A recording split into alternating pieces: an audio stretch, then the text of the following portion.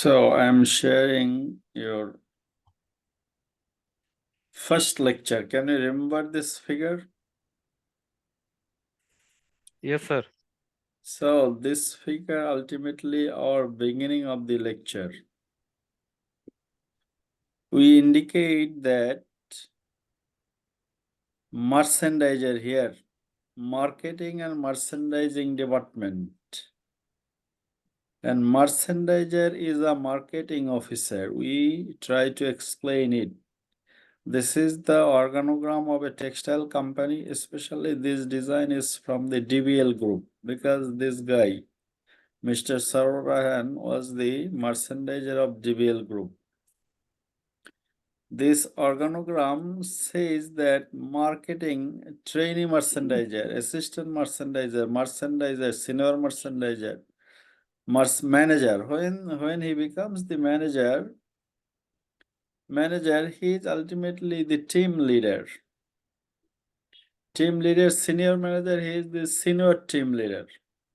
And AGM, GM, ultimately you will be the marketing manager in future. You will be the marketing manager in future. That's why it's very important to know about the market, garments market, where you can sell. When we talk about the garments market, we said that you have to look for the opportunities they offer. Say for an example, if you sell the products in the traditional market, there is only 1% cash incentive. Say for an example, if you sell your garments to the United States, you will get 1% cash incentive.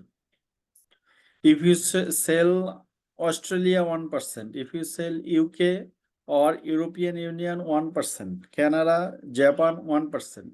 But if you can sell your product to non-traditional market, here non-traditional means that the market where we are not available. That means our product are not available in this market. Say for example, Russia.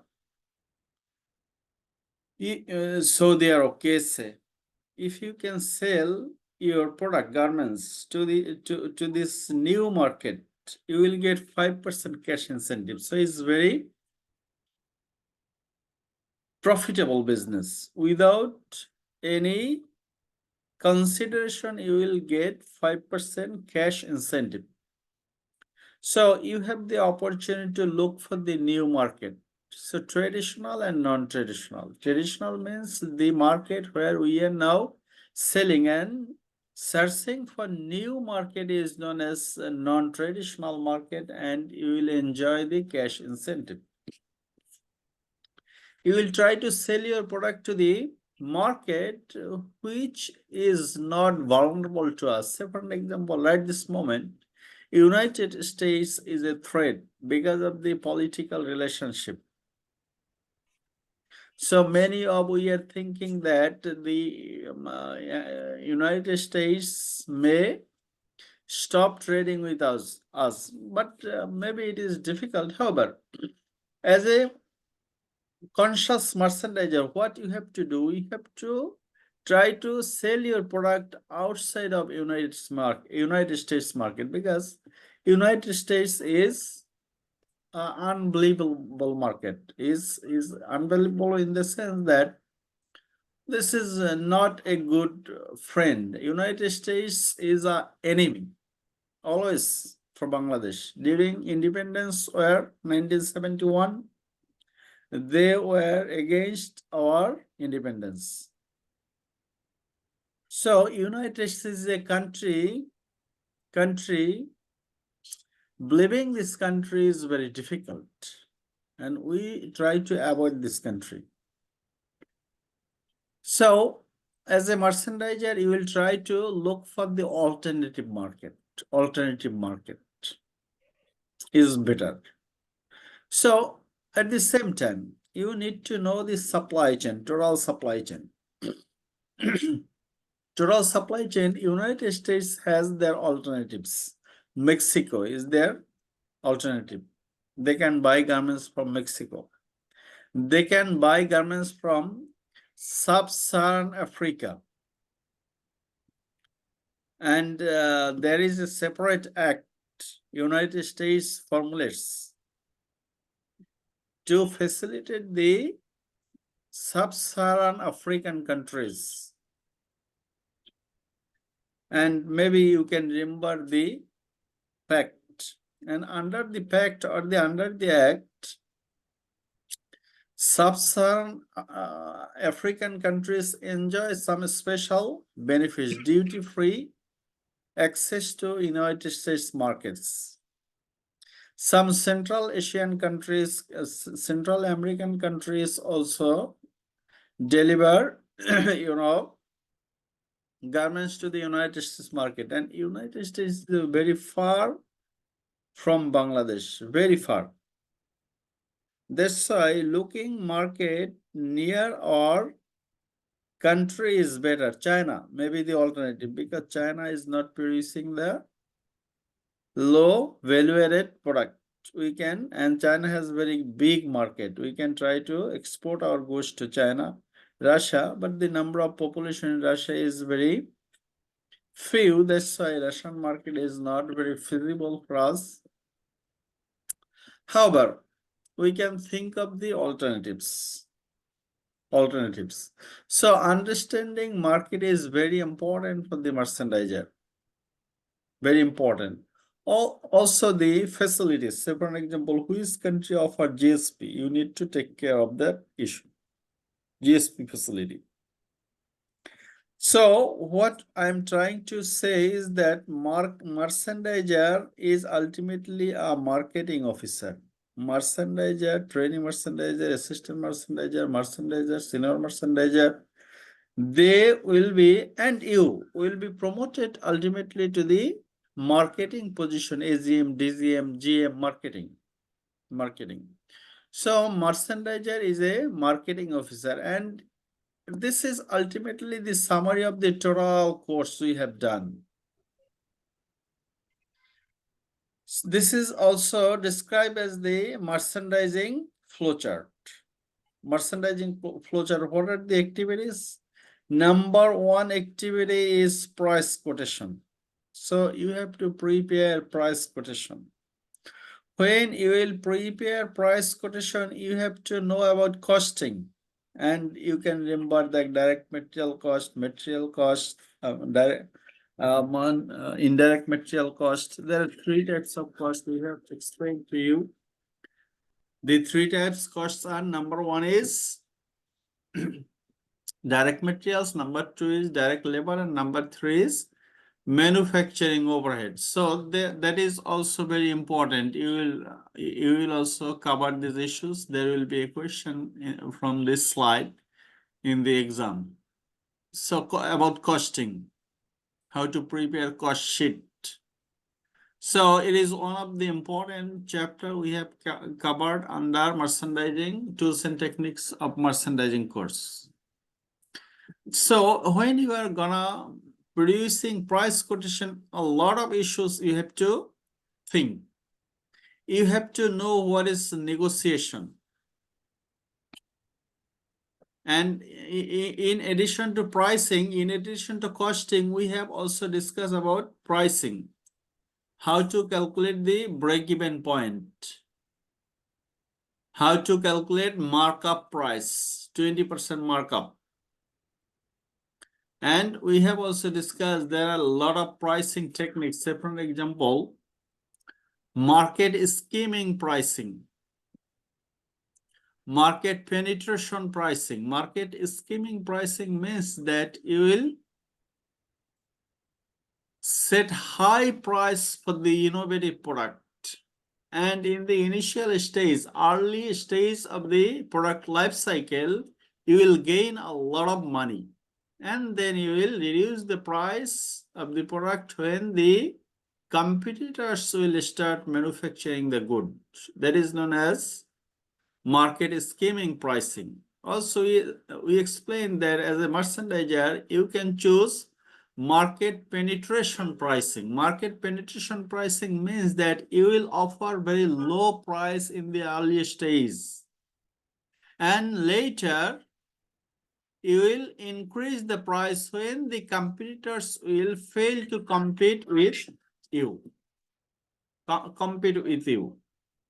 So,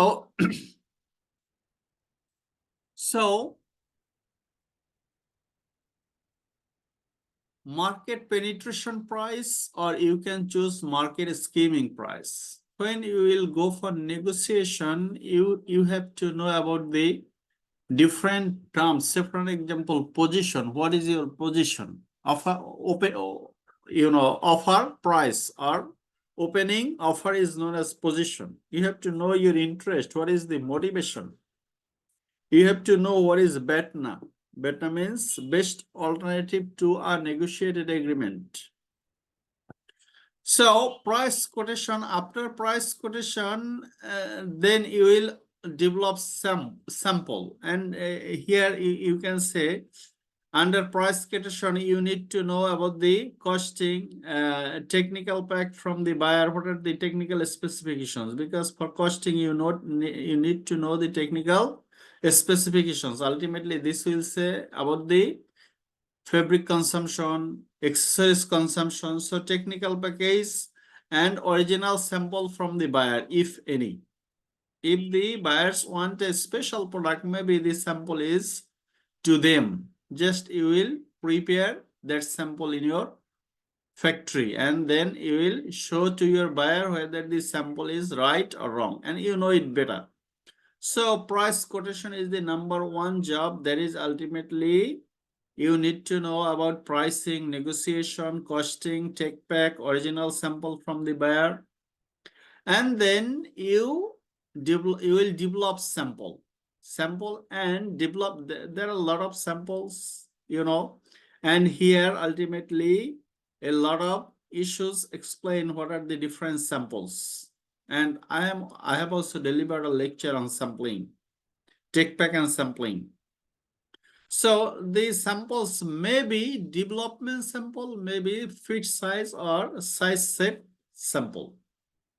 And after the approval, if sample is approved, then order confirmation. Ultimately, at this stage, you will get the payment confirmation. So you know how to deal with the payments now. Which payment method will you choose? Whether advance payment or LCR, documentary credit, or documentary collection, or direct payment or open account. And the final payment method out of the total 5 payment method is consignment payment, the most dangerous payment methods for the manufacturer or the exporter. So after order confirmation, then you will go for the bulk production. So in your exam, I will give such type of figure, and you have to explain this figure. So one of the suggestions for your exam. Have you got it? বুঝছেন কিনা? Yes, sir. Then this is another after order confirmation, what you usually do. আমরা কিন্তু সারা course বসেই এই লেকচারের এই যে 3টা ছবি আছে, এই 3টে ছবি শিখছি। সেটাকে বুঝতে পারছেন তো? এই 4-5টা ছবি এই পর্যন্ত শিখছি। এই পর্যন্ত এটাই হলো আমাদের টোটাল সিলেবাস। সেটা আমরা অনেক আরো লেকচার দেওয়া যাবে, যেমন সাপ্লাই চেইন নিয়ে আর ব্যাখ্যা দিতে পারিনি আপনাদের সাথে। যাই হোক, এবার ডেভেলপ অর্ডার কনফার্মেশনের পরে কি একেবারে if the order is confirmed, if any internal problem, network to resolve, and then commercial documentations. You have to produce commercial documents after manufacturing. Commercial documents, what are the commercial documents? এখানে একটু উল্টাপাল্টা আছে। এই commercial ডকুমেন্টেশনটা আসবে এখানে, বুঝছেন? এইখানে এই commercial ডকুমেন্টটা is not properly addressed here.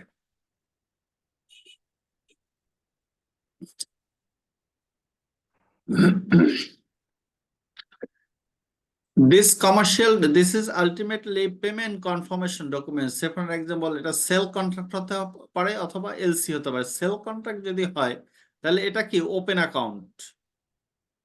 Sell contract means open account. এই আমাদের দেশে একটা কয়েকদিন আগে একটা বড় ধরনের আপনারা পরীক্ষাও দিলেন যেটার উপরে স্ক্যান্ডাল হলো। সেলস কন্ট্রাক্টে কাজ করছে, মনে আছে আপনাদের ওই ভিডিওটা? জি স্যার, জি। সেলস কন্ট্রাক্টে কাজ করার পরে আর কি পেমেন্ট, কারণ কি ধরতে পারবে না তো যদি পেমেন্ট না করে।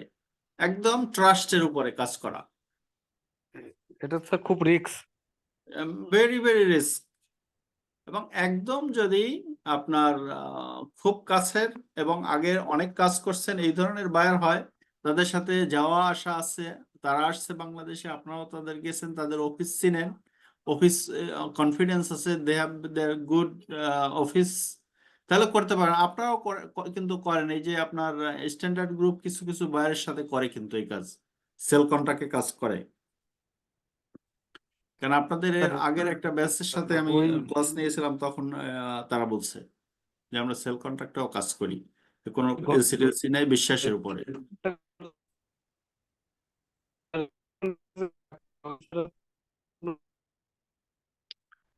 কথা আপনাদের কথা আসতেছে না।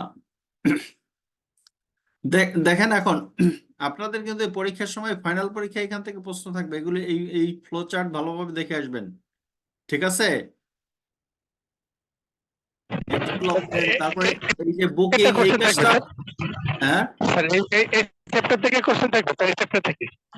হ্যাঁ, এই চ্যাপ্টার থেকে একটা প্রশ্ন থাকবে, এই ধরনের ফিগার দেয়া থাকবে, এই ফিগার ব্যাখ্যা দিবেন। আলটিমেটলি মার্চেন্ডাইজিং পুরো কোর্সের সামারি লিখবেন, তো স্যার ব্যাপক ঠিক লেখা আছে? লাগবে। তারপরে এই দেখেন, এই যে বুকিং, এই কাজ কি আপনারা মার্চেন্ডাইজাররা কিন্তু ভেরি কেয়ারফুলি করে।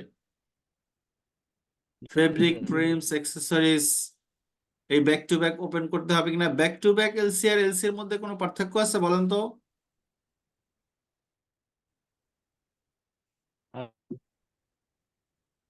ব্যাক টু ব্যাক এলসি আর নর্মাল এলসি এর মধ্যে কি কোনো পার্থক্য আছে?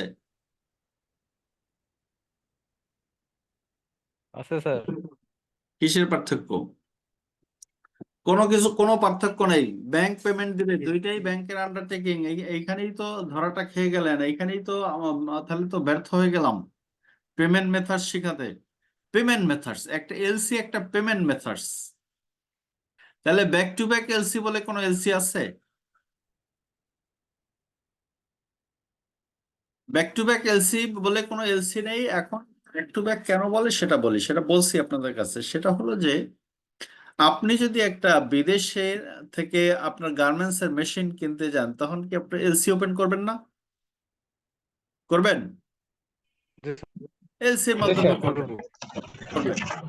আর যদি এই ফেব্রিক কিনতে যান, তখন কি করবেন? বিদেশ থেকে কিনবেন, দুইটাই চায়না থেকে কিনবেন, তখন কি করবেন? এলসি ওপেন করবেন না? এলসি ওপেন করবো। তাহলে দুইটার মধ্যে কি পার্থক্য আছে? কোনো পার্থক্য নেই। ব্যাক টু ব্যাক এলসি আর এলসি এর মধ্যে কোনো পার্থক্য নেই। এক নম্বর কন্ডিশন, ঠিক আছে? দুই নম্বর কন্ডিশনে আসেন। এবার ওই যে গার্মেন্টস এর মেশিন কিনবেন, এর জন্য কিন্তু আপনার বাড়ি গাড়ি সব ব্যাংকে লিখে দিতে হবে, হবে কিনা?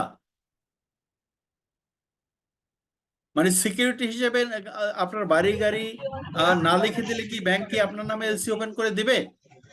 না স্যার, ডিপোজিট দিবে টাকা না। লাগবে। বুঝছেন এবার? জি।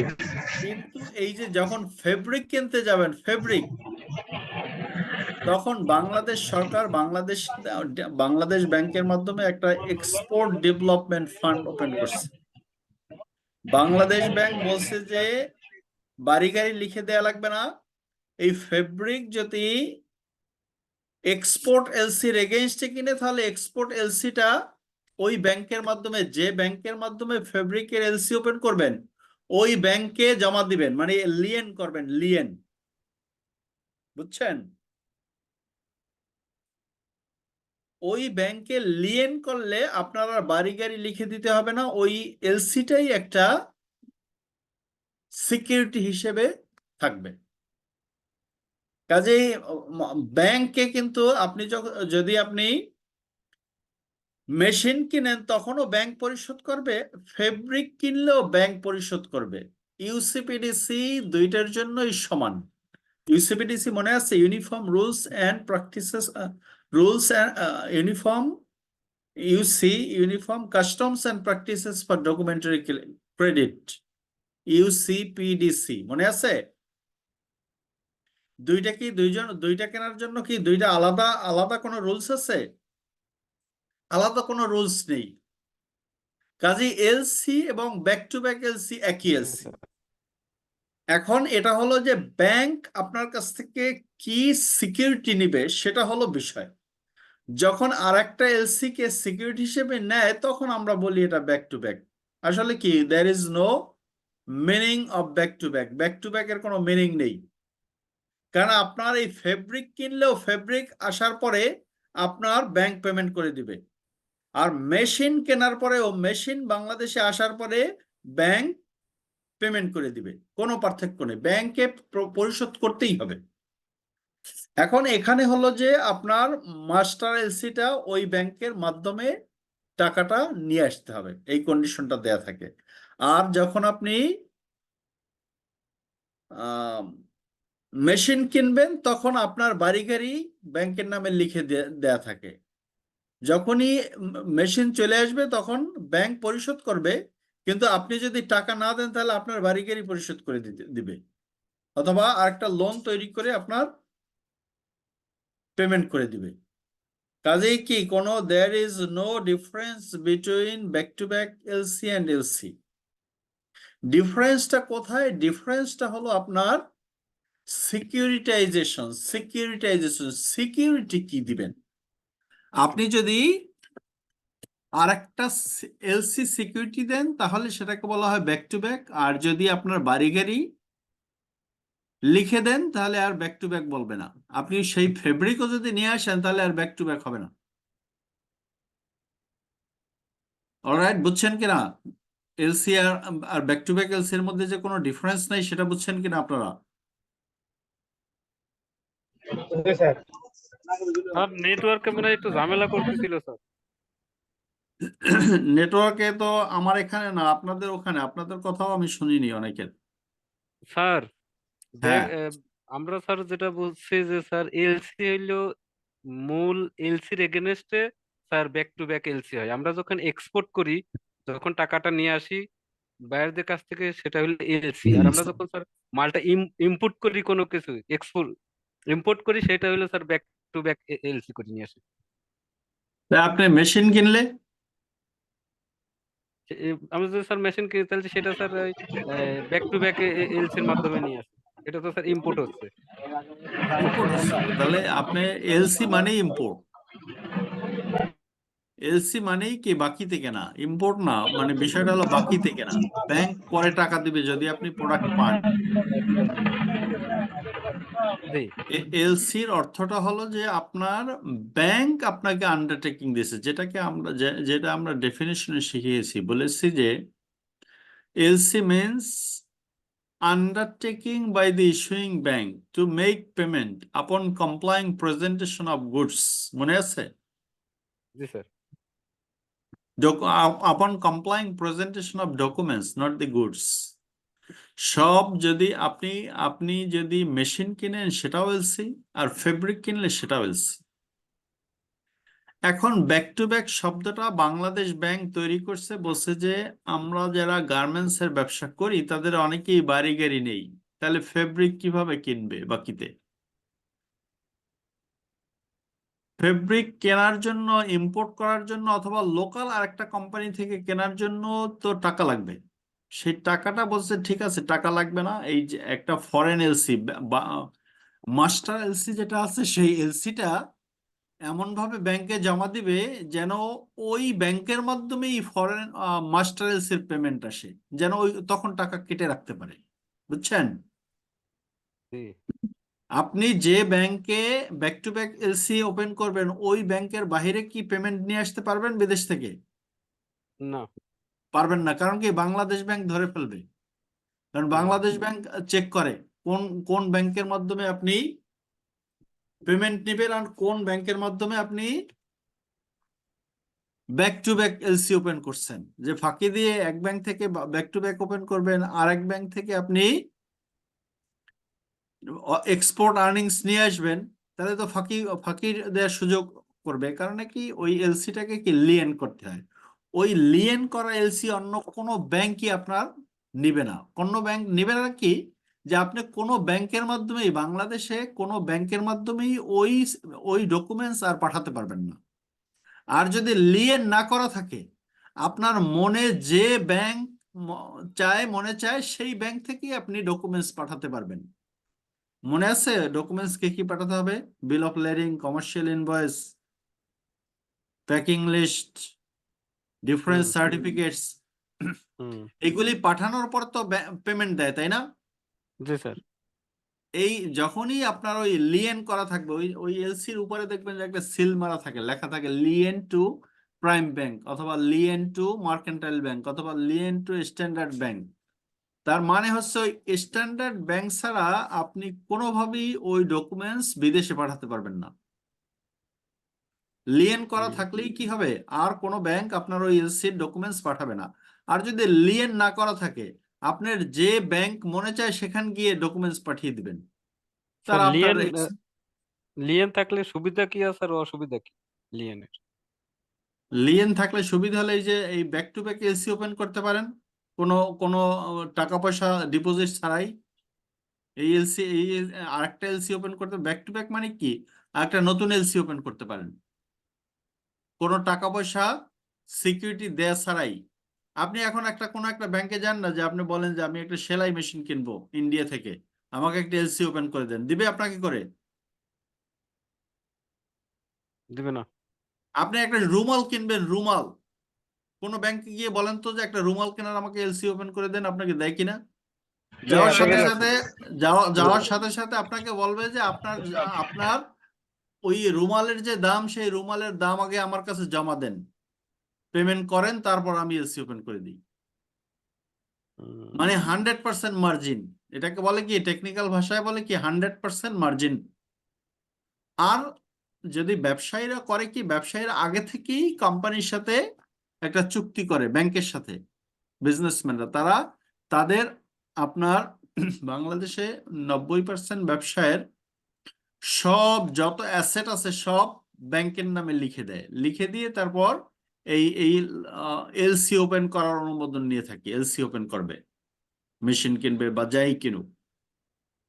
ব্যাংক প্রথমে নিশ্চিত হয় যে আপনার এলসি ওপেন করলে সেই এলসির পেমেন্ট যদি না দেয়, এলসি ওপেন করা মানে কি, ব্যাংক পেমেন্ট দিবে বিদেশে, তাই না? আর জি। ব্যাংক কার কাছ থেকে টাকা আদায় করবে? আপনার কাছ থেকে। হুম তা এই নিশ্চয়তা ব্যাংক আগে নেয় প্রথমে, প্রথমে তা ওই ওই ব্যবসায়ীর কাছ থেকে সব তার যত অ্যাসেট আছে সেটা লিখে নেয়, তারপর একটা ক্রেডিট ফেসিলিটি দেয় যে আপনি এখন এলসি ওপেন করতে পারবেন। তারপর এলসি, যখন এলসি প্রোডাক্ট চলে আসে, তখন ব্যাংক পেমেন্ট করে কার কাছ থেকে নিয়ে, ক্লায়েন্টের কাছ থেকে নিয়ে। আর যদি ক্লায়েন্ট না দেয়, তখন ক্লায়েন্টের অ্যাসেট বিক্রি করে তারপরে ওই এলসির পেমেন্ট দিয়ে থাকে। যাই হোক, যেটা বলতে চাচ্ছিলাম যে আপনার ব্যাক টু ব্যাক এলসি এবং এলসি দুইটার মধ্যে কোনো ডিফারেন্স নাই, কোনো ডিফারেন্স নাই। একটা হলো আপনার এলসি কে সিকিউরিটি হিসেবে নেওয়া হয়, মাস্টার এলসি কে, সেটাকে ব্যাক টু ব্যাক এলসি বলে। আর একটা এলসির সিকিউরিটি নেওয়া হয় ব্যবসায়ীদের সব অ্যাসেট ব্যাংকের নামে লিখে নেয় আগে থেকেই। ঠিক আছে? জি স্যার। এখন আপনার আরেকটা শব্দ আছে, সেটা যেটা ওই আমরা যেটা বললাম লিয়েন। লিয়েন হলো যে আপনার পেপার ডকুমেন্ট সিকিউরিটি হিসেবে নেয়াকে লিয়েন বলে। লিয়েন একটু আগে বলছি না, এলসি লিয়েন করে না, জি। জি স্যার। পেপার ডকুমেন্টস সিকিউরিটি হিসেবে নেয়াকে লিয়েন বলে। আর আপনার ইমমুভেবল প্রপার্টি সিকিউরিটি হিসেবে নেয়াকে বলা হয় মর্টগেজ। যদি আপনার ল্যান্ড বিল্ডিং ব্যাংকের কাছে সিকিউরিটি হিসেবে অফার করেন, এটাকে বলা হয় মর্টগেজ। আর কোনো পেপার যেমন এফডিআর দিয়ে ব্যাংক থেকে লোন নেবেন, এটাকে বলা হয় লিয়েন। পেপার ডকুমেন্টসকে সিকিউরিটি হিসেবে যখন ব্যাংক নেয় সেটাকে বলা হয় লিয়েন। যেমন এলসি একটা পেপার, কাগজ, এটাকে বলে লিয়েন। আর যখন ল্যান্ড বিল্ডিং কে সিকিউরিটি হিসেবে নেওয়া হয় এটাকে বলা হয় আপনার মর্টগেজ। আরো একটা আছে, সেটা বলা হয় হাইপোথিকেশন, যেমন যেগুলি ল্যান্ড বিল্ডিংও না আবার কাগজপত্রও না। যেমন ওই যে আপনার ইনভেন্টরি ইনভেন্টরি বিক্রি করে দিতে পারে কোম্পানির মালিক। এই কারণে এটাকে বলা হয় হাইপোথিকেশন, এটা ধারণা করে যে এটা আমি নিলাম, এটাও সিকিউরিটি হিসেবে নেয়া যায়। যাই হোক, আপনার এবার বুকিং দেওয়া শুরু করবেন। যখনই আপনার ডেভেলপমেন্ট স্যাম্পল কনফার্ম হবে, টিএনএ প্রস্তুত করবেন, ট্রিমস অ্যান্ড অ্যাক্সেসরিজ কি কি লাগবে সবকিছু ঠিক করবেন। তারপর এবার কি বুকিং দেওয়া শুরু করবেন, কোথা থেকে ফেব্রিক নেবেন, কোথা থেকে ট্রিম নেবেন, কোথা থেকে অ্যাক্সেসরিজ নেবেন, ব্যাক টু ব্যাক নেবেন নাকি ক্যাশে নেবেন, shipment plan for production team, আপনার শিপমেন্ট প্ল্যানটা কি, কবে শিপমেন্ট করবেন, প্রোডাকশন টিমের সাথে কথা বলবেন, যেটা আপনার আপনাদের পরীক্ষায় কিন্তু আসবে, ওই যে